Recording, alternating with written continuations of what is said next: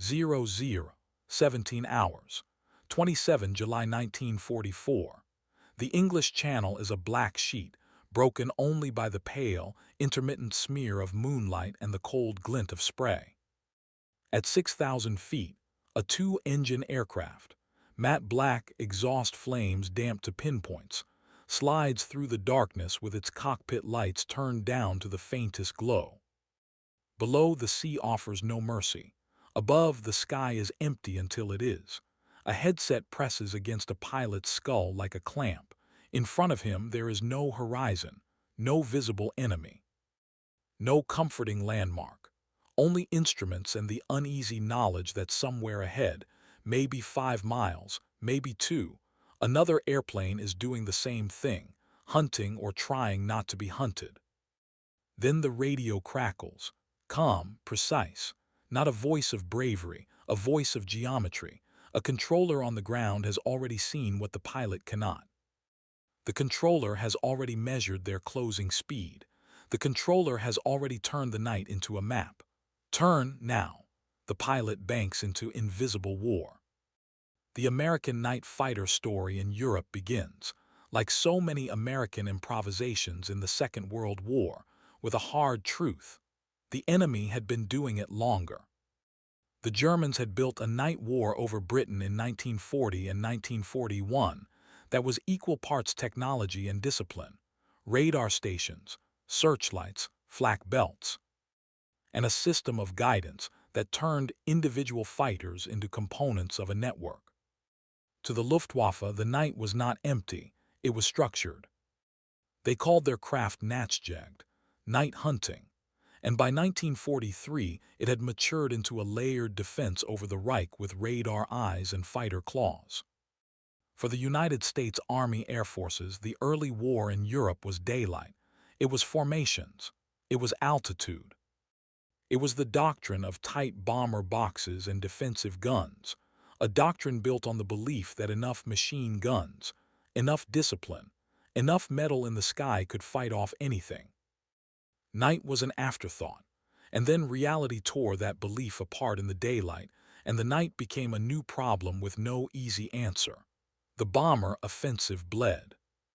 By 1943, American heavy bombers were reaching deep targets, Regensburg, Schweinfurt, and paying for it in crews. Fighters could not escort far enough. The Luftwaffe could choose when and where to strike. In daylight, the math was brutal. A B-17 could absorb damage, yes, but an unescorted bomber stream was a long, predictable corridor of targets. At night, the math changed again. Visibility collapsed, and with it the idea that you could simply see and shoot your way through. The British had already moved their main bomber offensive into darkness after early losses. And the Germans adapted, first with searchlights and flak, then with airborne radar, then with specialized night fighters. The sky over Germany became a machine. The core of that machine was radar. Radar was not one device. It was a family of systems, frequencies, antennas, displays, each with strengths and blind spots. Britain's early warning system, Chain Home, had given the RAF warning in 1940. Germany responded with its own early warning radars and a method called Himmelbett, canopy bed, where a controller tracked a bomber and a night fighter in the same sector and talked the fighter into position. At first, the fighters were guided into searchlight cones. Later, as searchlights became less reliable against electronic countermeasures and cloud, the fighters carried their own radar, Liechtenstein sets with arrays of antenna matrices on their noses, able to find a bomber without seeing it. The German night fighter, the twin-engine Bf-110 and later the Ju-88C and G, evolved into a nocturnal predator. It had a crew, it had endurance, it had radar. It had tactics refined by experience. Climb under the bomber stream, approach from below, fire into the wing roots and fuel tanks, then drop away into the darkness. They were not romantic duels. They were ambushes at 300 yards. They were sudden, close, final. American airmen heard about these German fighters the way men hear about sharks, through absence and aftermath. A burning Lancaster spiraling down, a bomber that never returned. A corridor of flak bursts at 20,000 feet like a fence of exploding flowers, and then the blunt fact that the enemy could find you even when you couldn't find him. By 1943–44, as the Allies prepared to invade Western Europe, the air war stretched into a 24-hour cycle. Daylight belonged increasingly to Allied fighters as long-range escort improved. Night still belonged to the German defense and to RAF Bomber Command's main striking force. But the invasion would demand something new. It would demand control of the night over the beaches, over the shipping lanes, over the bridges and rail lines feeding the German armies. It would demand protection against raids and intruders in darkness, and it would demand the ability to hunt at night, not just survive it. The Americans had a tool. They had radar. But they had to learn how to fight with it. The first step in making night fighters was not an airplane. It was a network. A chain of ground radar stations, plotting rooms, communication lines, and controllers trained to convert blips into decisions. In the United States and Britain, Ground-Controlled Interception, GCI, became the backbone. Radar on the ground would detect aircraft, track them, and talk friendly fighters to an interception. The fighter would then use its own onboard radar, AI, airborne interception radar, to make the final contact. This sounds clean on paper. On a cold night over the channel, it was anything but. Because the limiting factor wasn't horsepower, it wasn't altitude, it was time and confusion. An interception is a race between distance and information. If your target is 20 miles away and closing at 300 mph, you have 4 minutes. If your controller's track is delayed by 30 seconds, you've lost a quarter of your decision window. If your fighter turns the wrong way, you may never find the target at all. And if your onboard radar is cluttered by sea returns or ground echoes, you can fly straight through the invisible and still see nothing. The Americans' primary night fighter in Europe would become the Northrop P-61 Black Widow. It looked like it belonged to the night, a twin-boom aircraft with a central fuselage, 3 crew positions, and a large radar dish in its nose. It was designed specifically for the role, not adapted. It carried its own AI radar, it had endurance, and it could carry heavy armament, 420 cannon and .50 caliber machine guns depending on configuration. It was fast enough to catch bombers and many fighters, and stable enough to be a radar platform. But the P-61 arrived late. It arrived in theater as the war had already sharpened. And even with the right airplane, the system had to be built around it. Training, coordination, identification procedures, radar coverage. And the ruthless discipline of not shooting down your own side in the dark. Before the Black Widows became a familiar silhouette, American forces in Britain had used other platforms for night interception, modified fighters, the British Mosquito in some cases, and a patchwork of radar and procedures. Every solution carried a trade-off. Single-engine fighters were fast and agile, but had limited space for radar and crew. Twin-engine aircraft could carry radar and a radar operator, but were larger targets and demanded more coordination. In darkness, coordination was life, and coordination began on the ground.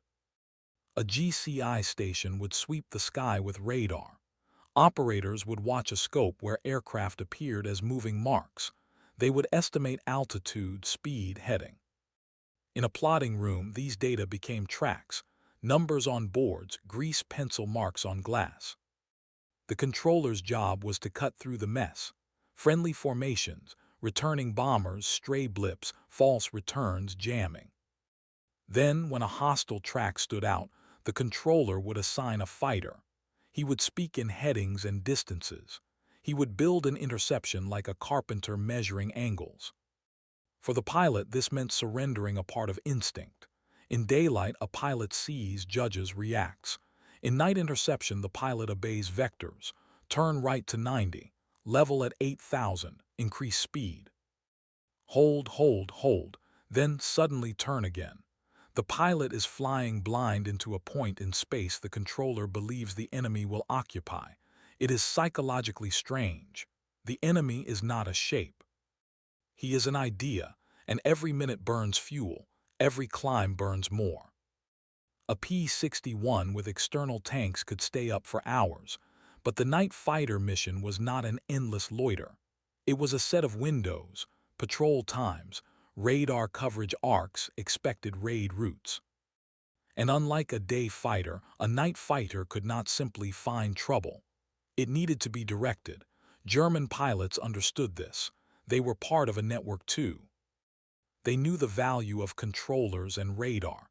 They also knew its fragility. Jam the radar and the night becomes blind. Break communications and interceptors become wanderers. Confuse identification and you create hesitation. Hesitation that saves lives. That is why the Germans came to call the Allies radar-directed night fighting an invisible war. Not because it was mystical, but because it was fought in signals, in waveforms, in the delicate relationship between a mark on a scope and a trigger squeeze in the dark. By 1944, the battle space expanded. The Allied invasion of Normandy on 6 June demanded round-the-clock air operations. Thousands of ships crowded the channel. Beachheads formed under constant threat. German aircraft, bombers, fighter bombers, attempted to attack shipping at night when Allied daytime air superiority was overwhelming. Even a small raid could inflict disproportionate damage. One bomber slipping through could hit a transport packed with men and ammunition, could sink a landing ship, could set fuel ablaze. A single successful attack could ripple through an entire operation, so the night had to be controlled. The Allies built radar coverage across southern England, then pushed it forward into France as soon as they could. Radar units moved with the front, sometimes setting up in fields and hedgerows, vulnerable to artillery and air attack. Their antennas were not subtle. Their trucks and generators were loud. Their operators worked long shifts, staring into glowing screens that could decide whether a raid was intercepted or not. These stations were the first link in the chain. If they failed, the fighter was blind. Now the stakes became concrete. A German bomber heading for the invasion anchorage might fly low to avoid radar, skimming the sea at a few hundred feet. Low altitude reduced radar detection range, because the curvature of the earth and sea clutter masked the target. But flying low was dangerous too. Navigation errors, fatigue, flak, and the constant threat of hitting the water in darkness. The Germans did it anyway because the alternative, flying high into radar coverage and fighter patrols, was worse. The Allies responded with layered defense, coastal radar, GCI stations, night fighter patrol boxes, and shipborne radar on picket vessels. The sea became a radar mirror, reflecting returns that could hide a target. Controllers learned to distinguish a real track from clutter. Pilots learned to trust them. The P-61's radar operator, sitting behind the pilot, became the second mind in the cockpit. The operator watched the airborne radar scope, searching for contacts. He would call out bearing and range. The pilot would adjust course. The operator would call again. The target might appear as a small blip, or not at all.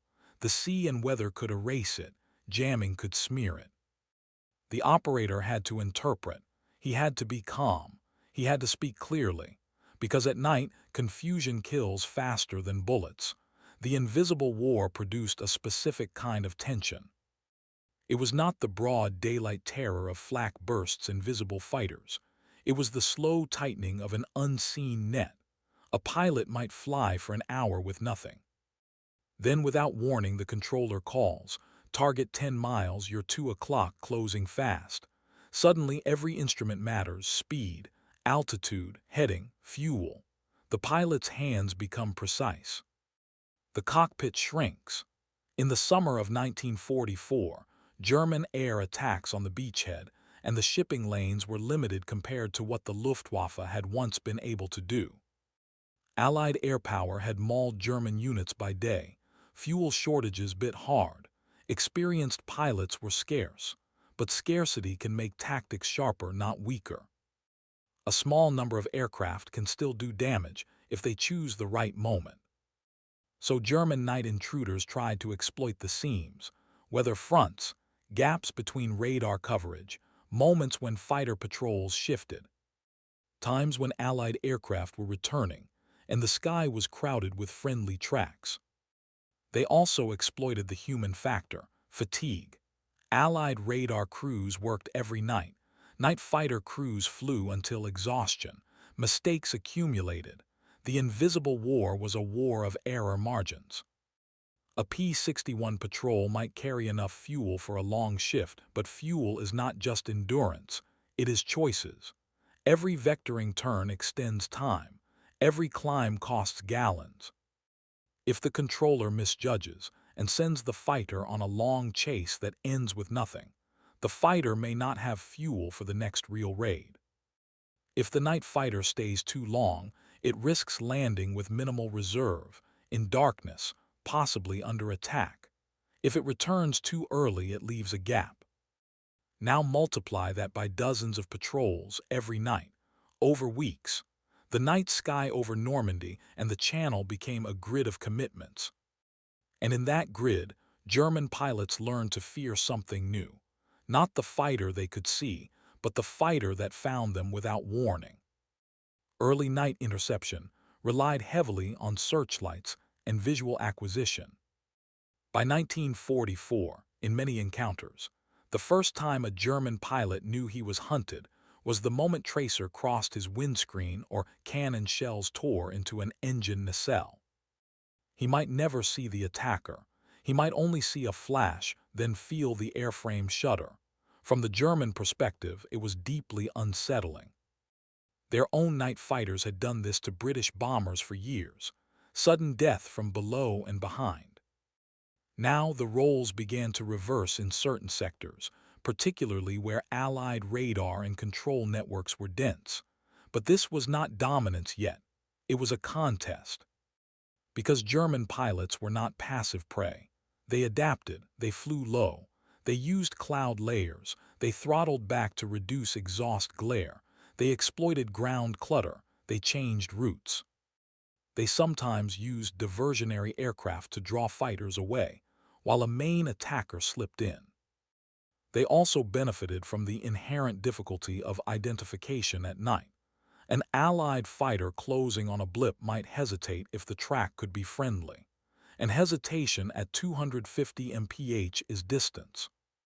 Distance becomes escape, so the Allies tightened procedures. Identification, friend or foe IFF, became critical. Ground controllers relied on transponder responses to classify targets. But IFF could fail, equipment could malfunction, a pilot might forget to switch it, signals could be jammed or misread. The result was a constant fear: shoot down your own. Rules of engagement were strict. Visual identification was often required before firing, especially in crowded airspace. But visual identification at night could mean getting dangerously close. It could mean exposing yourself. It could mean losing the target in cloud. It was a knife edge. This was the survival math: close enough to kill, far enough to survive, and sure enough not to make a fatal mistake. The P-61's advantage was that it carried both radar and firepower, and could operate as a team: pilot, radar operator, sometimes a gunner. That crew concept mattered. The pilot flew. The operator hunted on the scope, managing range and closure. The crew could divide tasks in darkness the way a single pilot in a single-seat fighter could not. Yet the P-61 also had vulnerabilities. It was large. In a turning fight, especially at lower speeds, It could be outmaneuvered by a single-engine fighter. At night, however, maneuver mattered less than position and surprise. Still, if a German pilot detected a pursuer, he might try to force an overshoot, drop into cloud, or skim the sea where the pursuer risked hitting water. And the sea at night is not a backdrop. It is a weapon. If you descend too low to chase, your altimeter becomes a lifeline. If it lags, if it sticks, if you misread, you die without enemy fire. Many night flying losses were accidents, not combat. The invisible war punished the slightest lapse. Now the escalation sharpened. The Germans introduced new threats that were not just airplanes. In 1944, the V-1 flying bomb began its campaign against Britain. It was an unmanned pulse-jet weapon, fast, low, and difficult to intercept. Day fighters and anti-aircraft guns hunted it, but it also created night challenges. Radar tracks that were small, fast, sometimes confused with aircraft. The sky became more crowded with threats and the radar picture more complex. Controllers had to decide, is that blip a bomber, a fighter, a V-1, or a false return? Every wrong call cost time. At the same time, the Luftwaffe continued to send small groups of aircraft on nuisance raids, sometimes just a handful of planes, forcing the Allies to keep defenses active. A few intruders could consume a disproportionate amount of night fighter fuel and radar crew attention. It was economical harassment. It was psychological pressure. The Allies countered by improving the efficiency of interception. GCI controllers refined vectoring. Radar operators learned to interpret clutter. Night fighter crews developed a rhythm. Climb to patrol altitude, hold a patrol box, listen, wait, then sprint to intercept when directed. They learned to make decisions quickly. They learned when to abandon a chase that was eating fuel with low probability of contact. Because not every chase ends in combat. And in the invisible war, wasted effort is a form of defeat. By late 1944, as Allied armies pushed into France and beyond, the night fighter mission expanded again. It was not only defense of shipping and beachheads. It became protection of forward airfields, supply lines, and bridges. It became offensive hunting of German aircraft over their own territory, and interdiction at night, attacking locomotives, trucks, and troop movements under cover of darkness. But that offensive role carried new risk. Over friendly territory, a damaged aircraft might limp home. Over enemy territory, a damaged aircraft might vanish.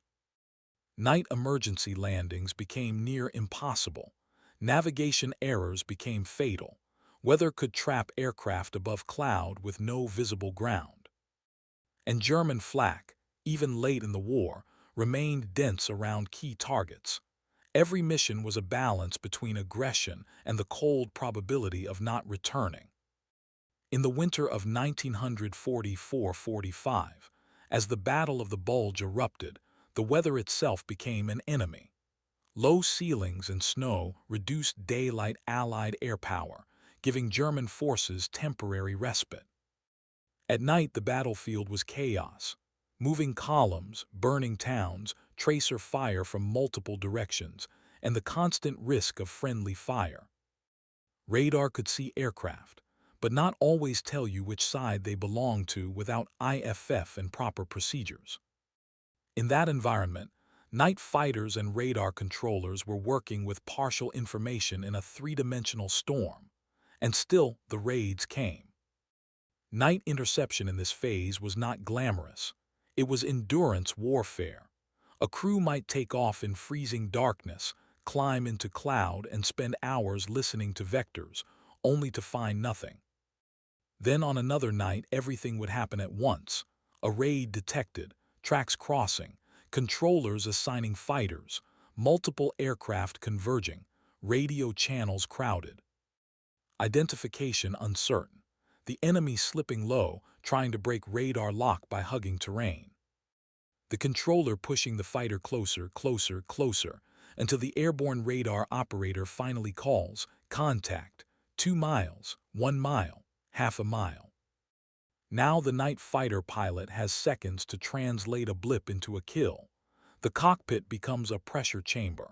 The final phase of an interception is the most dangerous because it compresses time. Closing speed can exceed 400 mph combined. At that speed, a mile disappears in 9 seconds. If the fighter is behind the target but too fast, it overshoots and loses contact in darkness. If it is too slow, the target drifts away.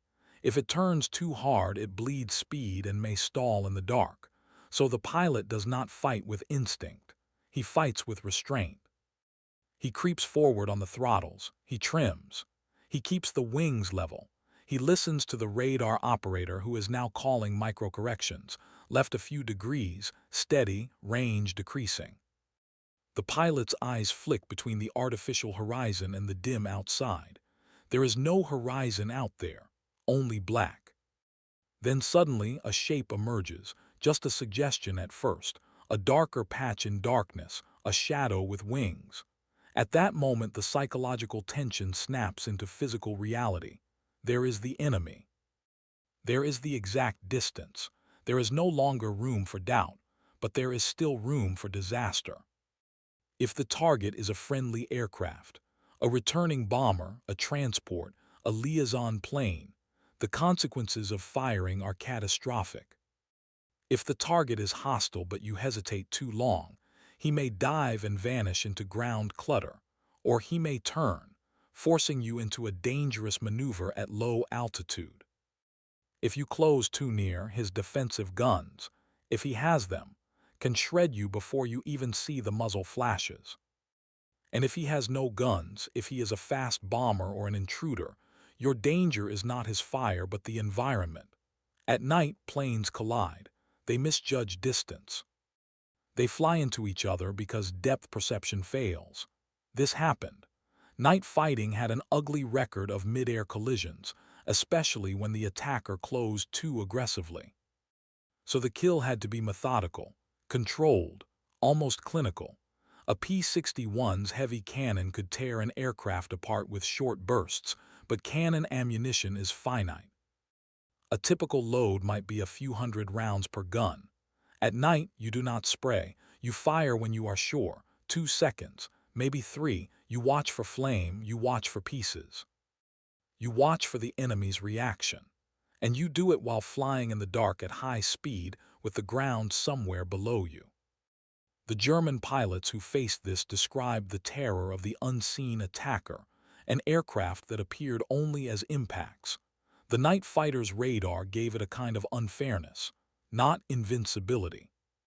Not certainty, but advantage. And advantage in war is often indistinguishable from cruelty. Still, the Americans were not simply hunting German bombers. They were also fighting German night fighters. That is where the invisible war became a duel of systems. German night fighters had their own radar. They also had ground control. In a contested airspace, both sides could be vectored toward each other without seeing. Two predators converging in darkness, neither sure if the blip is prey or another predator. When two radar-equipped fighters hunt each other at night, the engagement becomes strange. Whoever detects first can choose the terms, climb above and drop in, or approach from the blind side or break away. But detection itself is uncertain. Radar can be blocked by terrain, cluttered by ground returns, or degraded by electronic countermeasures. The invisible part is not just that the aircraft can't see each other. It's that the very information they rely on is imperfect. So the tactics became about forcing the other side into a mistake. A German night fighter might fly low, trying to hide in ground clutter, then pop up to attack. An American night fighter might hold higher, using altitude to widen radar horizon and to gain potential diving speed. Controllers might attempt to stack fighters at different altitudes, creating layers, forcing intruders to climb into one layer or descend into another. Each move had a counter. Each counter created a new vulnerability. If you flew high, You were visible to longer-range radar but also potentially to flak. If you flew low, you risked terrain and reduced your radar detection range. If you used your radar actively, you emitted energy that could be detected in some circumstances. If you stayed passive, you might miss the target entirely. The invisible war had a constant paradox. To see, you must reveal. Now the decisive turning point in the American radar-directed night fighter story was not a single dogfight. It was the moment the network became routine. The moment the system began to work night after night with fewer failures, fewer missed intercepts, fewer accidents.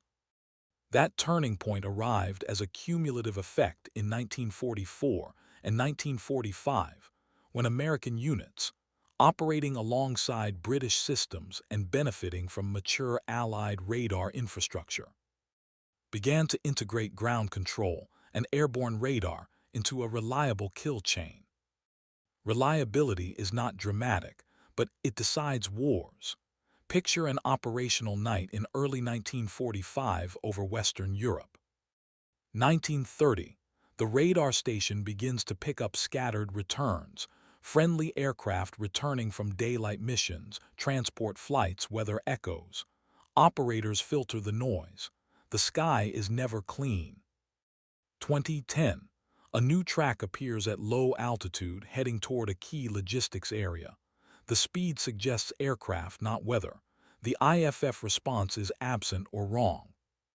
That absence is not proof of hostile intent, but it is a warning. 2012, a controller assigns a night fighter. The fighter is already airborne in a patrol box, fuel measured, crew alert. The controller issues a vector, turn to heading, adjust altitude. The fighter responds. The clock starts. 2016, the ground track and the fighter track converge on the controller's scope. The controller estimates closure and gives small corrections, trying to put the fighter behind and slightly below the target, ideal for radar acquisition and visual contact. 2018, the radar operator in the fighter calls the first faint contact. Range may be 4 miles. Bearing uncertain. He refines. The pilot adjusts. The controller's voice fades in importance now. The final phase is cockpit work. 2019, the airborne radar contact strengthens. The operator calls range, 2 miles. The pilot reduces throttle slightly to prevent overshoot. He begins to scan outside. Nothing. 20, 19, and 30 seconds. A shape resolves. A wing. A tail. Then the flash of exhaust. The pilot is close enough to identify the silhouette, close enough to decide. This is the climax in miniature, repeated across the front. It is tense because everything can still go wrong in the last half minute. If the target dives, the attacker must decide whether to follow.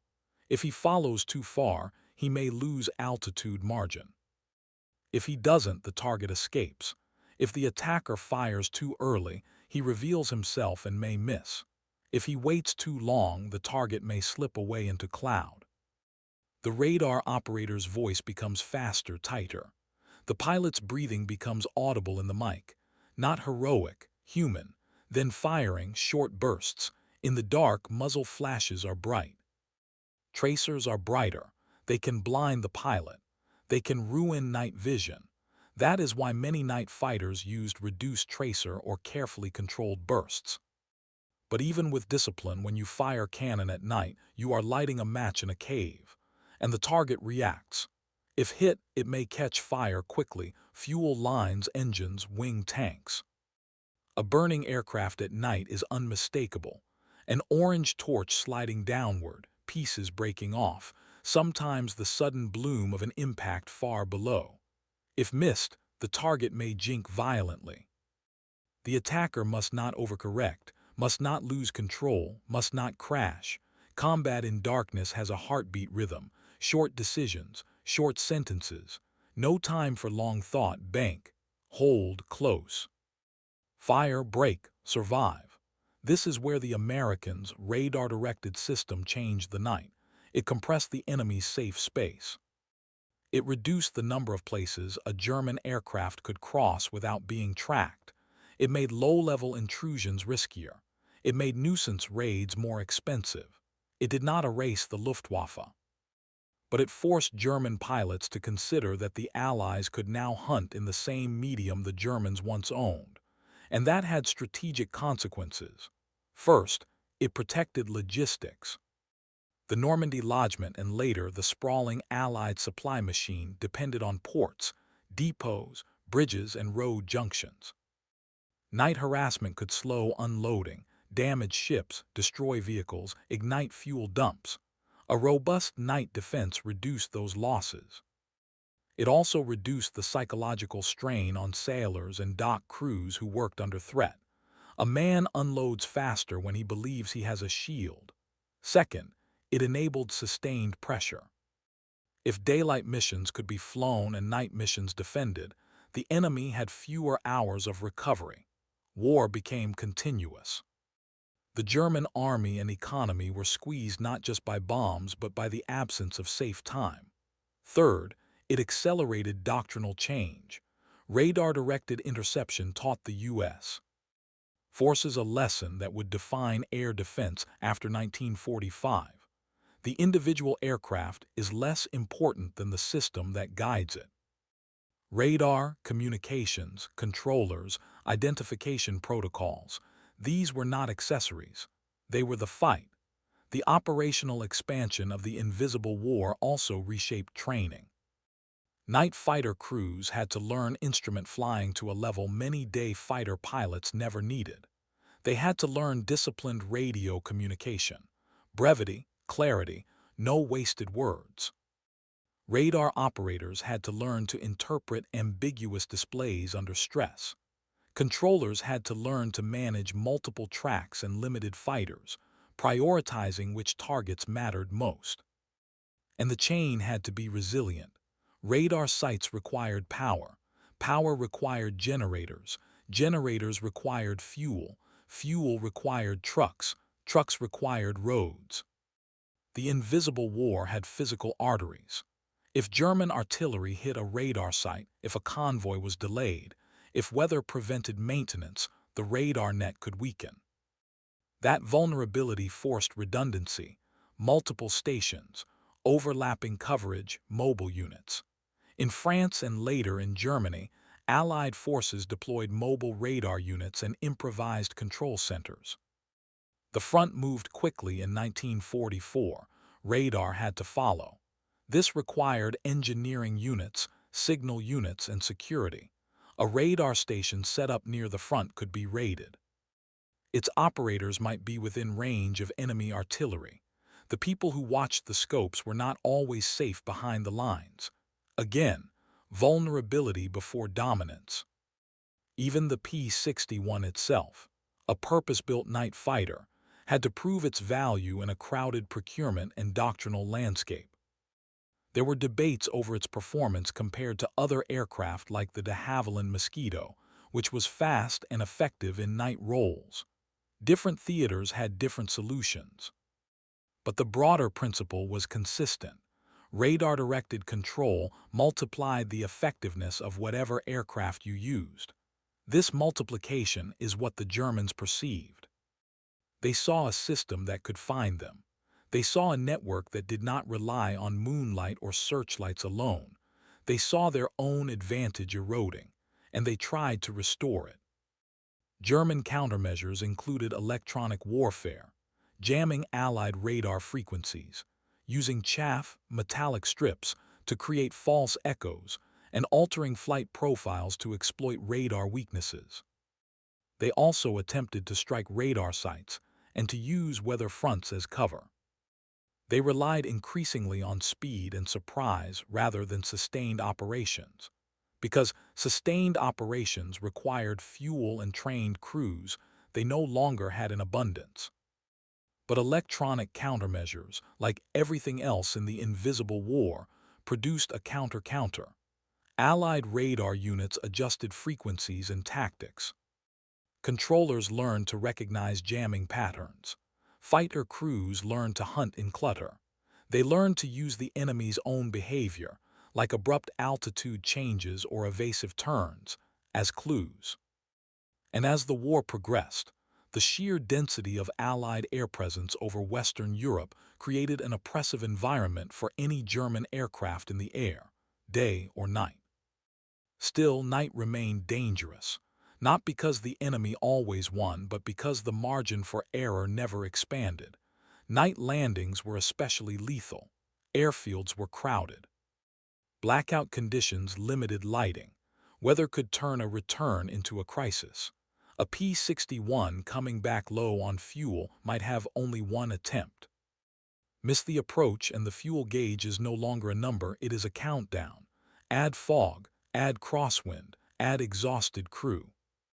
Many aircraft were lost not to enemy action, but to the simple human limits of flying machines in darkness. The invisible war consumed men quietly. Yet by 1945, the American contribution to radar-directed night fighting had matured enough that it fed directly into post-war air defense doctrine. The idea of an integrated air defense system, radar detection, centralized control, interceptor direction, would become foundational in the Cold War. The radar scopes of 1944 were ancestors of the networks that would later watch for bombers and missiles. The voices of GCI controllers became the model for command and control. The wartime innovation was born from immediate need. Stop the raid, protect the ships, keep the supply lines moving. But its legacy was broader. It proved that air combat could be organized as a system rather than a series of individual duels. That is why invisible war is the right phrase.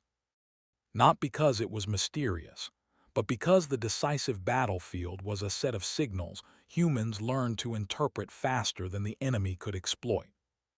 In the end, the German pilots who spoke of invisibility were describing a feeling, the feeling of being seen without seeing, the feeling of being measured by an enemy far away, then intercepted by an aircraft that emerged out of black air exactly where it needed to be.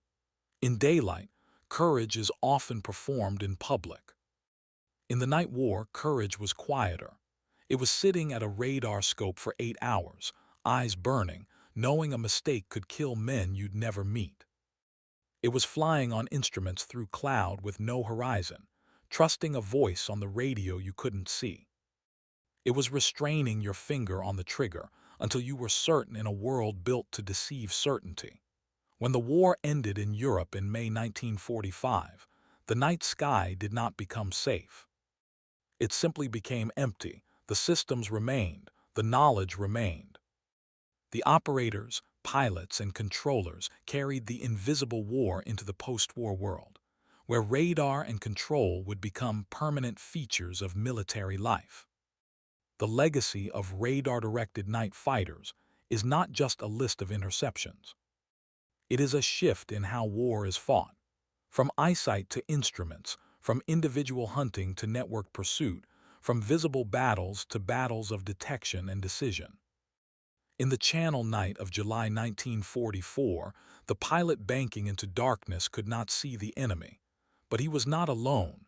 He had a controller. He had a radar scope. He had a system built out of wires and discipline. And somewhere ahead, in the same cold air, another pilot realized too late that the night was no longer his ally. The war had become invisible. But it was never unreal.